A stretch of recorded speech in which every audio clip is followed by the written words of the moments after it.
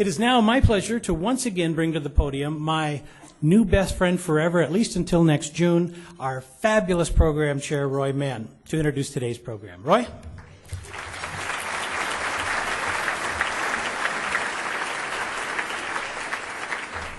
And to introduce our new boss, Jamie Dimon, please welcome Phyllis Campbell.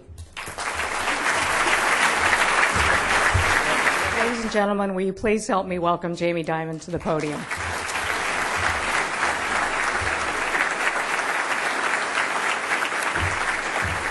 Phyllis, thank you very much. I really appreciate being invited here today. You're very efficient, and I'm thinking maybe you also go to Washington or something like that. And I also loved your song. No, that was not a joke.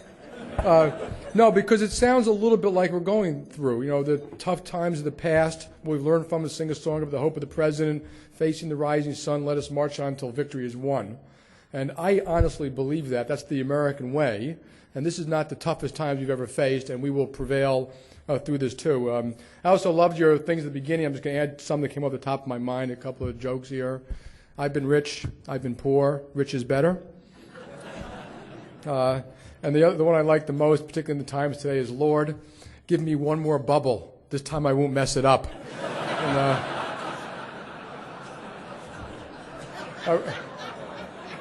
I want to say hi to my friends from Smith Barney. Several here came by to say hi.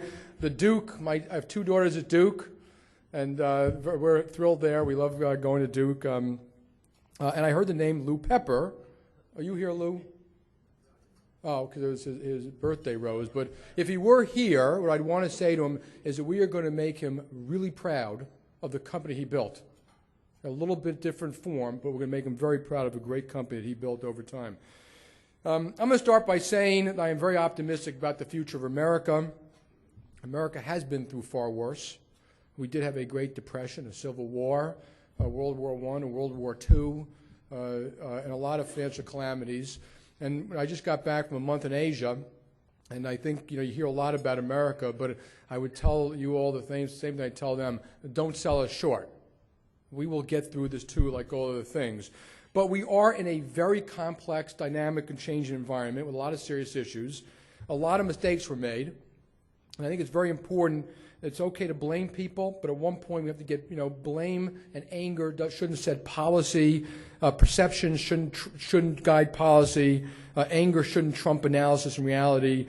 And we've got to look at all of these issues to actually get them fixed. I think there's a little bit oversimplification. Albert Einstein says, make things as simple as possible, but no simpler. And so I'm going to give you a quick walkthrough of some of the things that happened, some comments. There's plenty of time for Q&A, so I'm going to leave you plenty of time for that. So I'm going to talk a little quickly to get through this. My daughter called me in the summer of '07 and said, Dad, what's a financial crisis? Now, of course, originally I was thrilled that she was actually reading the papers. And maybe like you, for years I bought USA Today because I thought the pictures would entice them to read the paper. And I said without meaning to be funny, well, it's the thing that happens every 5 or 7 years. We have the 74 and 82 recession, the stock market crash in 87, the S&L commercial real estate crisis of 90, the market panic, LTCM emerging markets in 97, the internet bubble of 01. Why is everyone so surprised? And even when we bought Bear Stearns, it was March of 08, I would tell you it was still a fairly typical crisis. And nothing abnormal had really happened other than a little fear and panic was fairly typical. Then there was this week in September.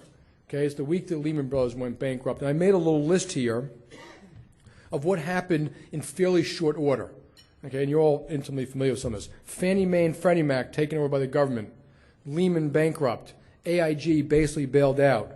Wachovia was taken over because it was failing by Wells. IndyMac and WAMU went bankrupt. There were a lot of major problems at major banks whose names I cannot mention. The mortgage business in the whole United States virtually collapsed. Goldman Sachs and Morgan Stanley became bank holding companies. French, British, German, and Swiss banks collapsed. We had cumulative trauma now. The system went into cardiac arrest. It was not something we've ever seen, and we didn't even see it in the Great Depression because we didn't have global and capital markets like this, so it was new to us. Right after that, the world went into this synchronized recession, which is the first time it's happened since 1982, and that's what we're still suffering with. If you wanted to make a quick list of the causes, and then I'll make an amazing kind of statement about them, list them all, okay? We had the housing bubble. God knows the underwriting that people are doing in mortgages, including us a little bit. I'm not going to go through all the detail. Securitization had flaws. There was speculation everywhere. There was leverage in private equity. There was leverage in hedge funds. There was leverage in investment banks. There was leverage in commercial banks. There was leverage in, there were even leverage in money market funds, prime funds, and this was global. The European banks are still more leveraged than American banks, far more, and have yet not to recognize as much. There were structural risks. Money market funds, we had the breaking of the bus, which is almost like the hole in the dike. There was piping of the system, which I won't go through, called repos and things like that, where there's excess leverage. And then there was this capital markets. I'm going to ask this interactive question for 1 second. After Lehman went down, how many of you got a little nervous and did something a little bit more conservative with either your money or corporate money? Raise your hands real quick. Okay, you caused the crisis. Everyone points to everybody else. It was acting wisely, protecting yourself, but everyone who did that, and they took money out of X and put it into Y, well, on that week, GE couldn't roll over its commercial paper because people took money out of money funds. And, so we had a system that just had this absolute collapse, and yes, compensation added to it. There were some terrible compensation philosophies. And I just want you to know, JPMorgan, we have no SERPs, no change of control, no parachutes, no special severance packages. We've always looked at multi-year performance, and building a business is not financial profit. It's systems, people, integrity, long-term results, survival. It's all of those things. And derivatives added to it, didn't cause it, except in the case of AIG. And I'm not going to blame, I think it's a terrible mistake when people, it's very easy to blame other people. And you can blame the regulators too. I never blame regulators. I always blame the company, particularly when the regulators are in the room. But just because regulators allow you to do something doesn't mean you should do it. But the good regulation, bad regulation drove out good. Half the mortgage business where the really bad stuff happened was unregulated. Fannie Mae and Freddie Mac were probably the largest regulatory failures of all time. Basel II, which I won't go through, allowed far too much leverage. The SEC adopted Basel II for the 5 investment banks who doubled the leverage over a 4-year period. And I can go on and on and on. And there's another big flaw. The United States ran a $600 or $700 billion trade deficit year after year after year. In simple terms, we had a $12 trillion economy. If you were buying and selling equally overseas, there's no imbalance. For year after year, we sent out $700 billion more than we took in, cash. Chinese, Middle East, oil, and that imbalance should never have been allowed to exist quite like that.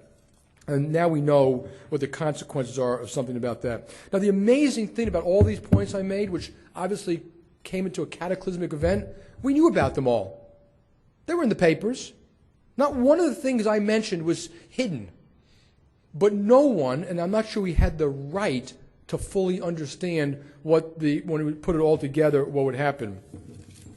JPMorgan itself avoided some of these things. I won't go through them all. We're fairly conservative in terms of capital. We didn't do option arms. We were very worried about whether it was right for the customer and whether you can truly underwrite them.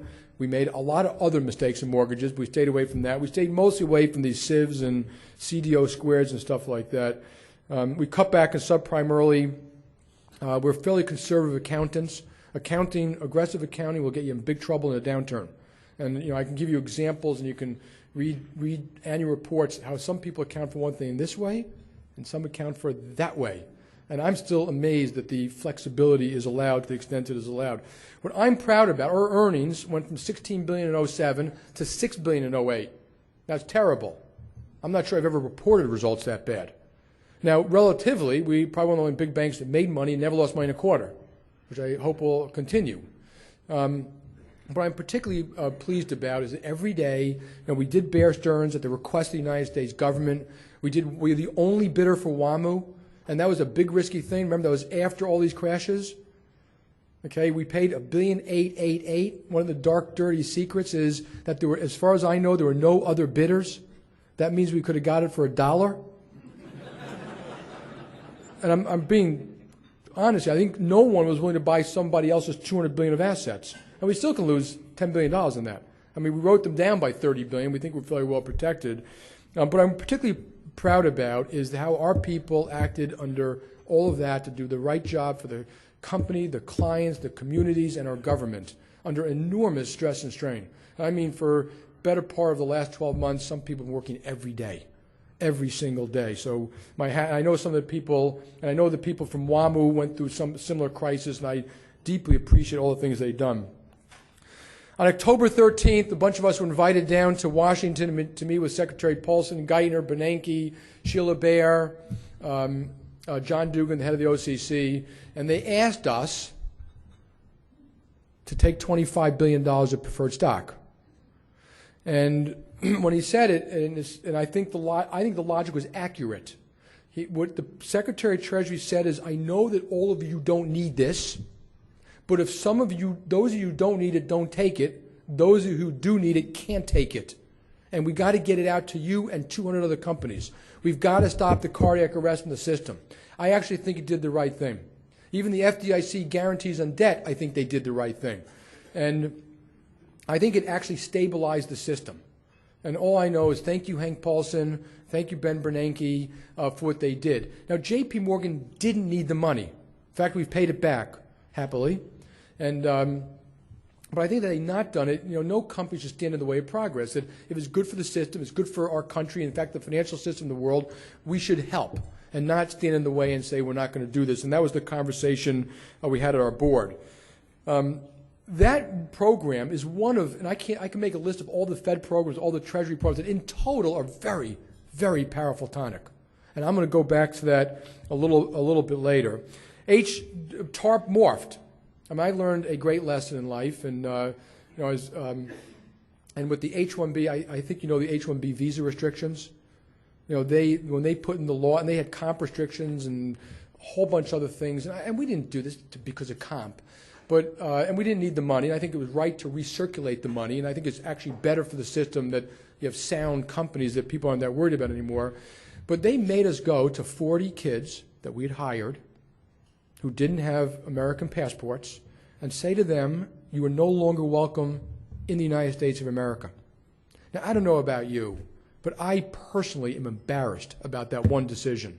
That nothing has offended me as much except that thing. And I heard about Microsoft building something in Vancouver because they were told the same thing on, I guess, a different requirement or something like that. And we paid back the money. Actually, we called down to the White House. A bunch of us met with the president. I brought down for Secretary Geithner a $25 billion check. To get that, we had to go to the branch downstairs and have a teller type it up. And she didn't bat an eye like it's an everyday occurrence. I also wrote a letter, which I've been criticized for, I'm going to tell you anyway, to the secretary that said, actually I made a joke and I said, Dear Timmy, but it's Dear Mr. Secretary, we're happy to pay back the money. We hope we put it to good use while we had it. We didn't know what to expect when we took it, and boy, we write about that. We've learned a lot in the process. We hope you enjoyed the experience as much as we did. P.S. During the same period of time, we want you to know we've lent over $200 billion to the U.S. government, because on the average day, we own over $200 billion of government or government-guaranteed paper. I said because of that, to protect our shareholders, we'd like to do an audit of your travel plans, your dining rooms. Now, of course, I said all this is a joke. I think I have enormous respect for the secretary, but I got a very angry complaint from the White House after that, and who I told the person, get a life, okay? I mean, every now and then it's okay to... I sent Secretary Paulson, I sent the same thing to Secretary Geithner, famous Teddy Roosevelt quote. It's something about the credit goes to the person on the playing field, bloodied and marred, fighting for a great cause, and not the critic in the stand. And I still believe that. So I hope they continue to do some of the great job they're doing. Our financial system needs a lot of work, okay? And we do need to have a systemic oversight. Now, someone said to me, you think that would have stopped all these problems? No. It doesn't have to stop it. It just has to mitigate them. If we hadn't made some of these problems, maybe the total wouldn't have been as bad. And in any event, should we not try? I don't understand the logic, but don't try. And I think if you get a lot of smart people in the room, there were regulatory lapses. I mentioned the mortgage business was half regulated and half unregulated. AIG, when these huge derivative positions, accounted for as insurance. Highly unregulated and uncollateralized, which is not the way we do it. Matter of fact, derivatives are regulated through OCC and the Fed at a major bank. We got to regulate the mortgage business. There should be no too big to fail. I think that a company should be allowed to fail, including JPMorgan. What you want is that there's procedures in place that the failure is facilitated in the way that it doesn't hurt you. And that could be done, the FDIC does it with domestic banks. It could be done with investment banks and commercial banks. It's a little more complicated because we operate in so many jurisdictions around the world, but it could be done. There are too many regulators. We're talking about adding some more, not reducing them. Regulation should be by product, not by legal entity. Everyone should be involved if they can cause some systemic risk. We need to fix securitization. I won't go through it here, but I think there are some common sense things that can be done. And we need counter-cyclical policies. Our regulators don't have the ability for brake and pedal. Everything is pro-cyclical, including your actions. When people get scared, they pull out money. Accounting is pro-cyclical, reserving is pro-cyclical, regulatory policy is pro-cyclical, capital requirements are pro-cyclical. We have to do something to fix that, and I think it could be done. And while I'm at it, I think once we get through this current crisis, this country has to do a lot better job at health care, pensions, energy, environment, and infrastructure, and education. We graduate half of all inner-city school kids. I mean, what an embarrassment in a country like ours. We don't have guaranteed success as a nation. That is what's going to kill us in 30 or 40 years. So I think we have to do both, and we have to do them right. Just doing them isn't sufficient. And it is really Yogi Berra. He's a ex-baseball player, for those who don't know. He also has great quotes. Says it's really hard to make predictions, especially about the future. I can't make a prediction about the economy. I don't know. In fact, people always say you don't like to do it. It's not that I don't like to do it. I challenge anyone's ability to actually do it. I've never seen people really pick the inflection points. But I personally have a deep abiding faith that the American ingenuity and work ethic and knowledge will get through it. In fact, people in Seattle have been great the last couple of days. But most people, when you talk to business and middle market, small business, they've kind of adjusted to all this. They don't like it. But America adjusted. You know, we've made changes, we've cut expenses, we're focusing on it, we're all paying attention to what's going to get better. And when you look at the future, I just want to put, I'm not going to call them green shoots because I think it's a mistake. Here's some facts which are positive. Home prices in half the markets in California went up the last 2 months.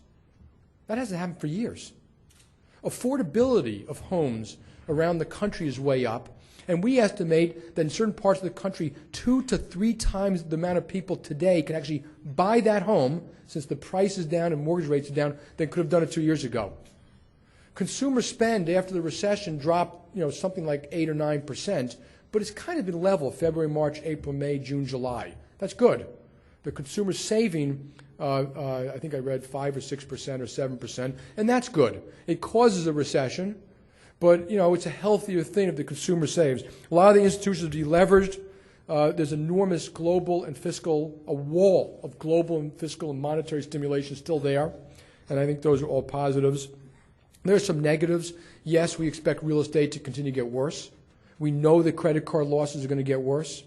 Those are a little bit of a lag. Commercial real estate in particular. You're going to see a lot of smaller banks, 5 or 10 every week or every month go bankrupt. They're not going to be able to get through this. It's not going to damage the system. It's terrible for them, but it's not going to damage the system.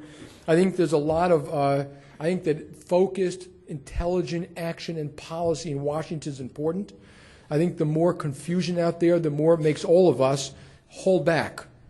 Not buy that building, not buy that plant, not make that investment. So I think now more than ever, it's important that people have a little bit of confidence in the future, because I think confidence for consumers and corporations is important. And in that fact, I also think the continual vilification of corporations, business, and not just banks anymore, but I get it from energy, pharmaceutical, healthcare, insurance, you name it. I think that's starting to damage. It's unfair. Not all of them are the same. It's a form of prejudice, in my opinion, and it's a sign of ignorance. It isn't that some people didn't do terrible things, but blaming everyone and then setting policy that way will end up being a mistake. And we all have heard the famous, I think it was Lincoln quote about a house divided will not stand. And we're getting a little bit too far that way.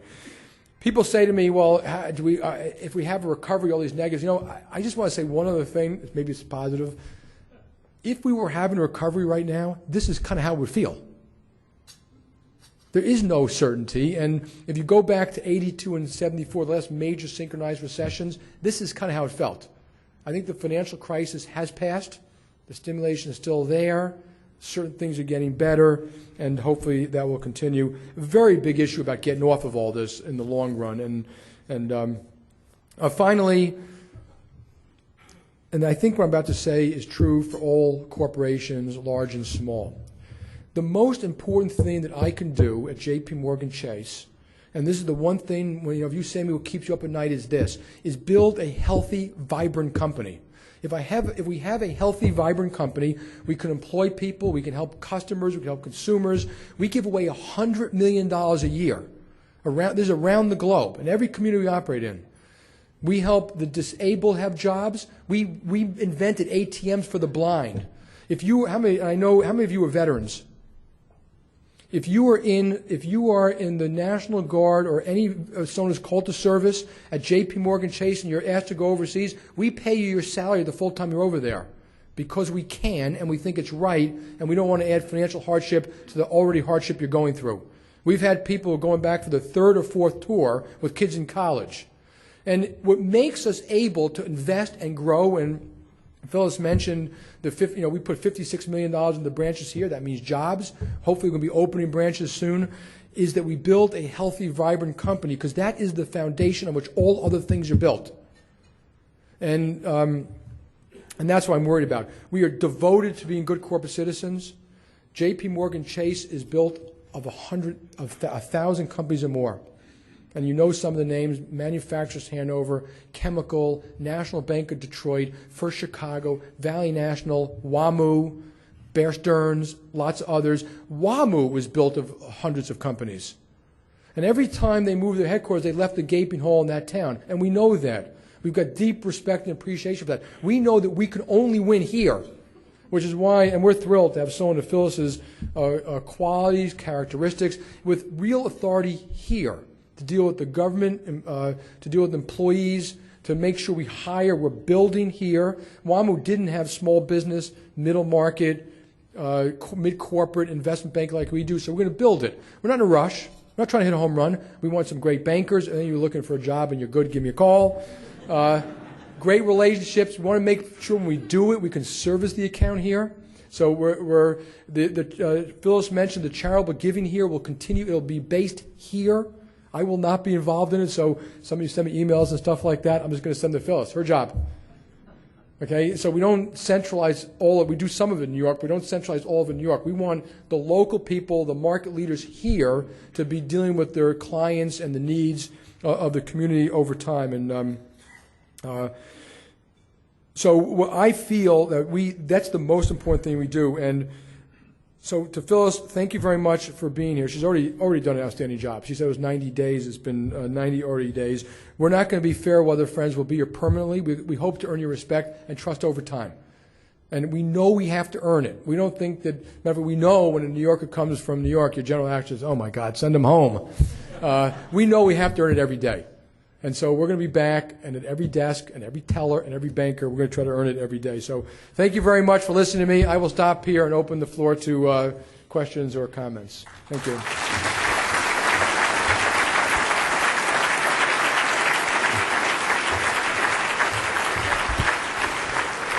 Just a reminder to look for the folks with the microphone so we can make sure everybody hears you. Mr. Dimon, thank you for being here, and thank you for JPMorgan Chase being here and part of our community. Your comments about uniting the House.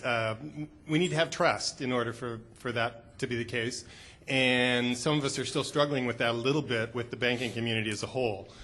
Accounting principles would dictate that loans are carried on banking balance sheets at their current fair value, and yet the New York Times reported that in the month of June, foreclosed values were like over $4.5 billion below stated values, and I'm just wondering,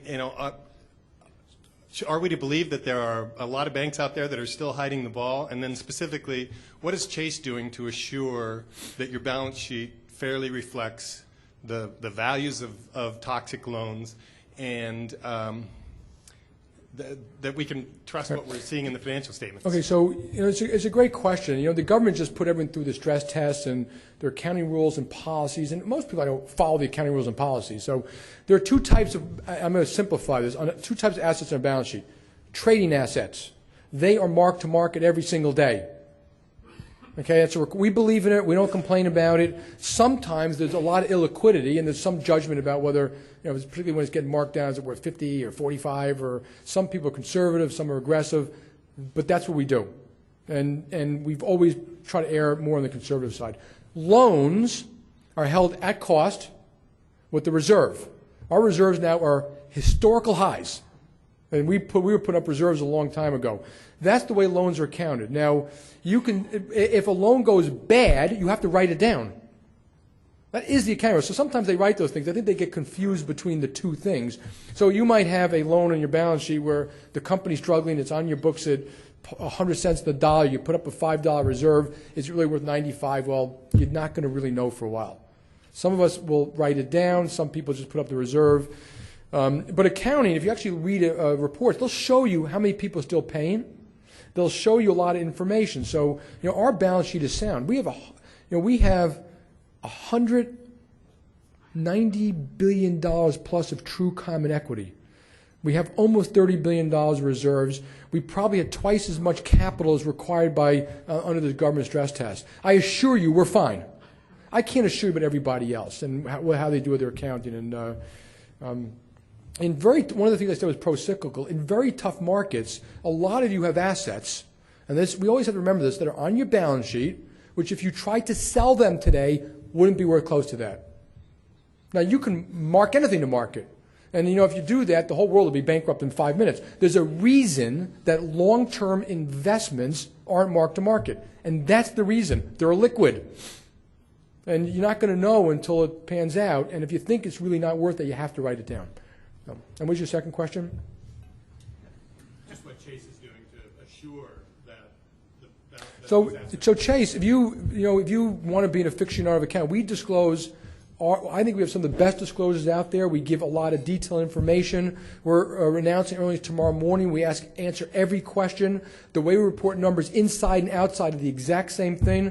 In addition to that, we're audited by Pricewaterhouse, the OCC, the Federal Reserve, the FDIC, and we want to be conservative. And we're always going to have problems. That does not mean we were wrong about something. I'll give you for example. We bought WAMU. The day we bought WAMU, they had, my numbers may be off here, but they're directionally accurate, $200 billion of assets. That included 30 or 40 billion of option arms, a bunch of subprime, a bunch of home equity, a bunch of all-day, we valued that at $30 billion less. We put on our balance sheet at 30 or maybe even $40 billion less. We're going to lose that money we put up. Some people said you're being extra conservative. I don't think so. But I do know that will it be worth 170 or 165 or 175? I don't know. Will it affect the future JPMorgan? No. Will we look stupid if in a year from now we have to make an announcement that the WAMU assets are performing worse and we have to take a $5 billion hit? Will it bother me? No.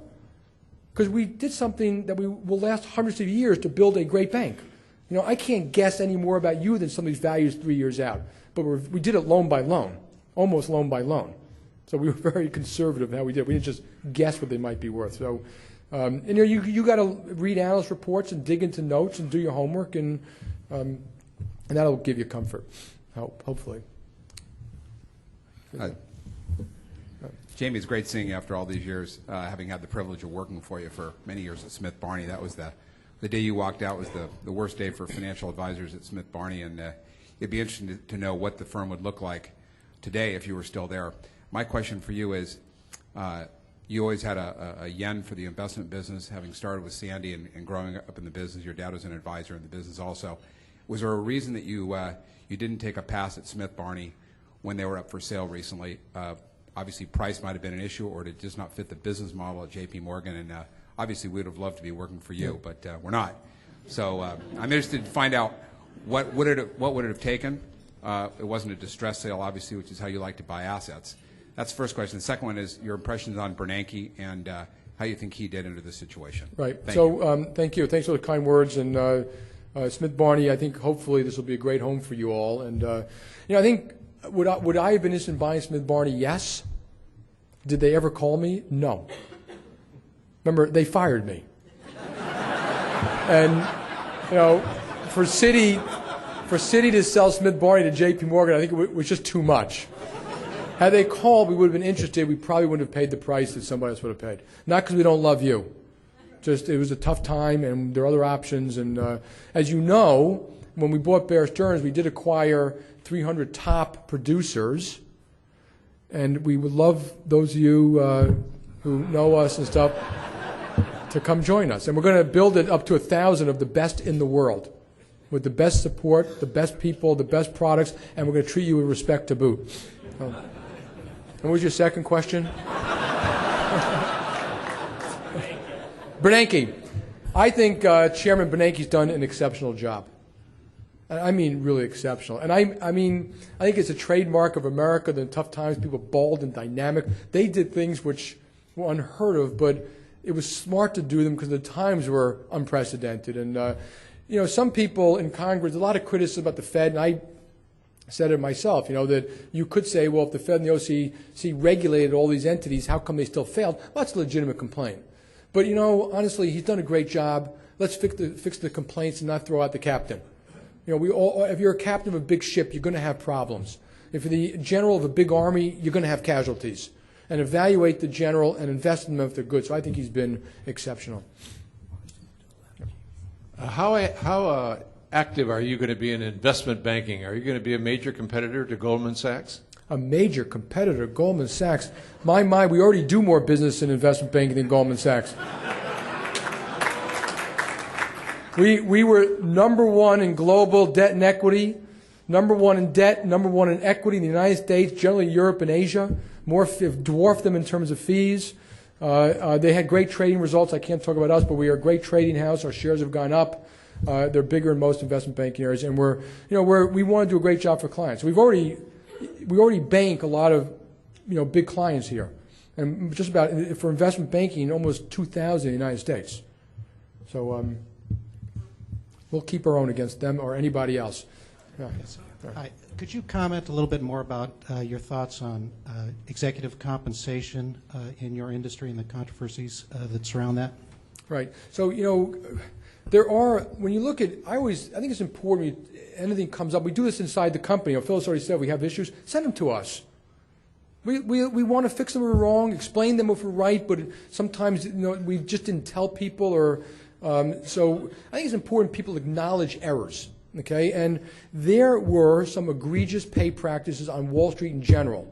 Some people walked away and made a lot of money, and their companies went down the tube, and in fact, then they threatened the financial system, leading to all this anger, which I understand. Now, inside those companies, there are some people who, they really didn't cause it. They were properly paid for what they did, and they're saying, wait a second, that wasn't me.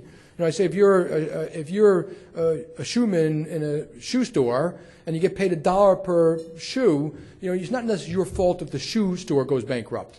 Nor were you necessarily overpaid or underpaid because the shoe store went bankrupt. So you got to be very careful. Included in that, some CEO pay was outrageous. The most outrageous stuff, and this is not just Wall Street, really related more to, in my opinion, special executive retirement plans, change of control, parachutes, and also parachutes and change of control things were paid after the company failed.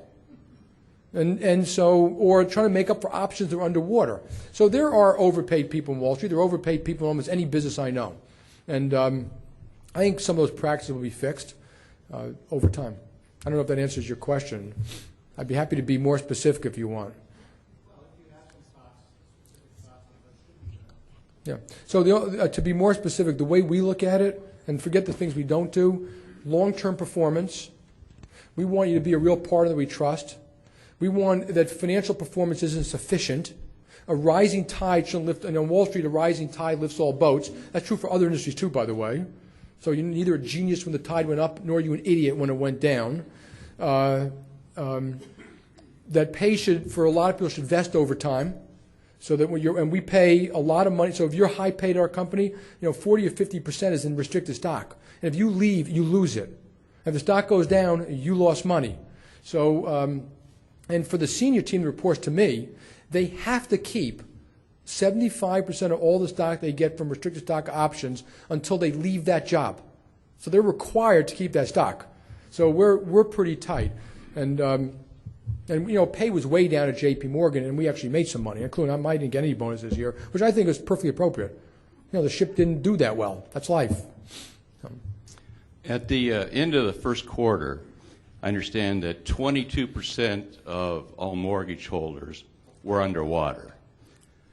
Coupled with that, the massive resets that are going to start in October and continued out to 2011. Plus $2 trillion of commercial mortgages that are held by banks. When all this goes through, will the money center banks essentially survive the losses that are going to result from those two defaults? Yeah, so first of all, the Federal Reserve made some really, and they gave a lot of detailed information, that the 19 banks who went through the stress test ran through scenarios that were the following, and I remember ours, I don't remember everybody else. Credit card losses, cumulative over 2 years, 20%. Real estate losses, we don't have that much commercial real estate, but cumulative losses, my number's off, but they disclose this, at a very detailed level, were like 10 or 12%. Mortgage losses, prime mortgages, a number like 3%, which is very high. Subprime, a number like 20%. And those 19 banks, it wasn't just those 19 banks who said it. It was the government, after vetting the numbers, checking the numbers from the bottoms up, said those 19 banks are now sound through that environment. That environment, the adverse case was 10.3% unemployment, home prices down, I think, 46%.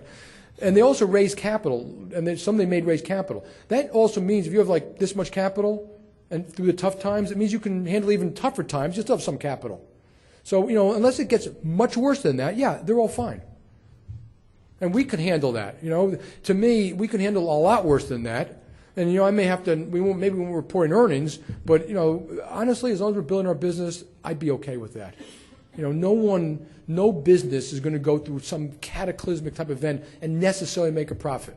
What they should do is build their business and make sure they can handle it and not stop, serving their customers well.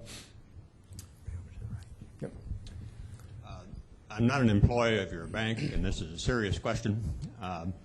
Some would say we've kind of gone overboard, piling on and over-criticizing the banking people in general.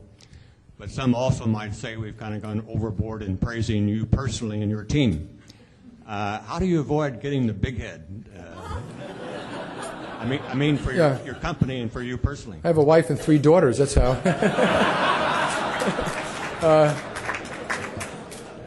We are, if you read my chairman's letter from last year, the year before that, it's the good, the bad, the ugly. When I speak to the management team, I'm going to use this phrase, we emphasize the negatives. You're not allowed to come to my office and just present how good we are. Because I know the mistakes we made. I uniquely know them. I made some of them. So, it's hard for me to get a big head when we've lost $5 billion in mortgages or we're worried about Russia or something like that. So, to me, and the management team, I think if you attract, someone once said to me, you know what you need in a management team? You got to make sure there's one truth teller there. One person among your team who will always tell you the truth. And I got up and talked after that. I said, well, if you have a management team of 10 people and only one is a truth teller, you're in deep trouble. I think everyone should tell the truth, the whole truth, and nothing but the truth. They make a lot of money, and damn it, if they can't do it in my presence, I don't want them in the job. And, I don't make all these decisions, and I don't mind bad decisions. We're all going to make mistakes. I want to make sure we spoke to the right people, checked the boxes, crossed the T's, had a conversation, talked to the lawyers, talked to the whatever we have to do it right, and hopefully they'll set us right. So we don't think we did that great a job. You read my chairman's letter, and I go list after list of the errors we made. And one of the reasons I do that, by the way, is so our own people know it. If I get up there and act like, weave a story of how great we are, well, they're going to believe it too. Plus, they're going to be knocking on my door for more compensation. Okay. So is there one more someone wants to ask? Or yeah, I'll do that one over there on the wall. Thank you. We'll do two more. Okay. Yeah. Do you want to get them over there? Well, I just want to ask this question. Yeah. A lot of people are really concerned that the Federal Reserve will not be able to pull the stimulus away in time. You hear so much of this high levels of inflation, and I fight with that all the time with people I work with. Could you explain to people the ability they have and how interacting with your company is involved in that process of taking the stimulus back at some point in time? There are two things the government has to do, the Federal Reserve and the government have to do well, because there is this issue about all this monetary and fiscal stimulation, and if we get overhyped up, we can have inflation, weak dollar, and all that. It is a valid fear. There are two things that have to take place to stop that from happening. One is the Fed removing some of these facilities, quantitative easing. The timing is difficult. I think they're actually really smart people who think about that thoughtfully, and my guess is they'll be able to do it relatively without causing too much inflation and stuff like that. I think the bigger concern, the more valid concern, is the fiscal deficit. I don't believe the concern is what we put on in the next couple of years to get out of this. So our debt to GDP is like 40%, and people predicted in a couple of years going to 80. I think that's okay. But we're going to have to get to 80 and then show real discipline that you believe. If we get to 80 and we're acting like a third world country where we're going to run 10% deficit of that, we're in trouble. That's a political process. That's not the Fed. And I'm not sure the Fed can overbalance that and counteract it if they do that kind of stuff. So it's a valid concern, and I think when we all vote, we got to make sure that let's fix the thing, let's invest in the future, but let's make sure we have discipline in 2012, 2013, 2014, and make sure the engine is strong, and then we can, equitably distribute some of it, but don't destroy the engine. And I'm a little worried that we may overdo it, unfortunately. Okay. Well, let's let them ask that one. Go ahead. We talked about how JPMorgan has a good reputation for acquiring companies well. There are other companies that have a reputation for destroying anything they touch. And I wonder if you can talk about your thoughts on what are the critical factors to making that happen.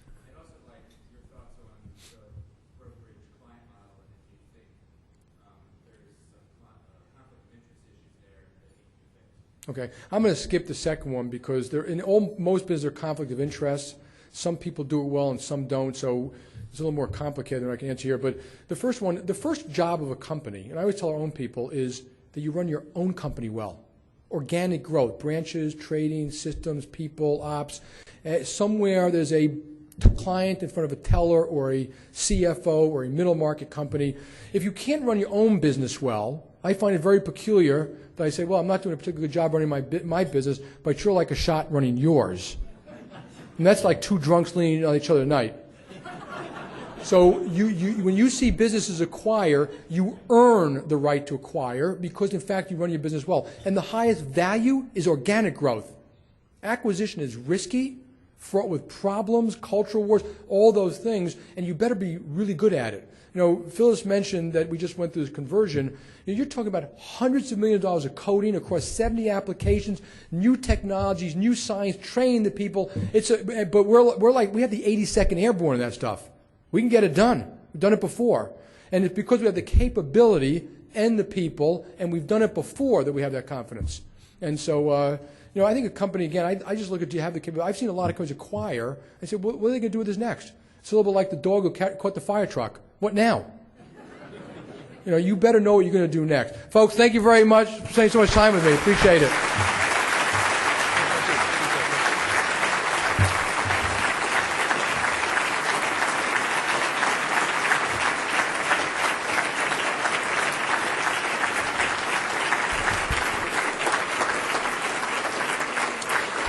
Thank you very much, Mr. Dimon. We welcome you and JPMorgan Chase to our wonderful city, and you cannot be commended enough for having the wisdom to choose Phyllis Campbell to lead your institution here in the Northwest.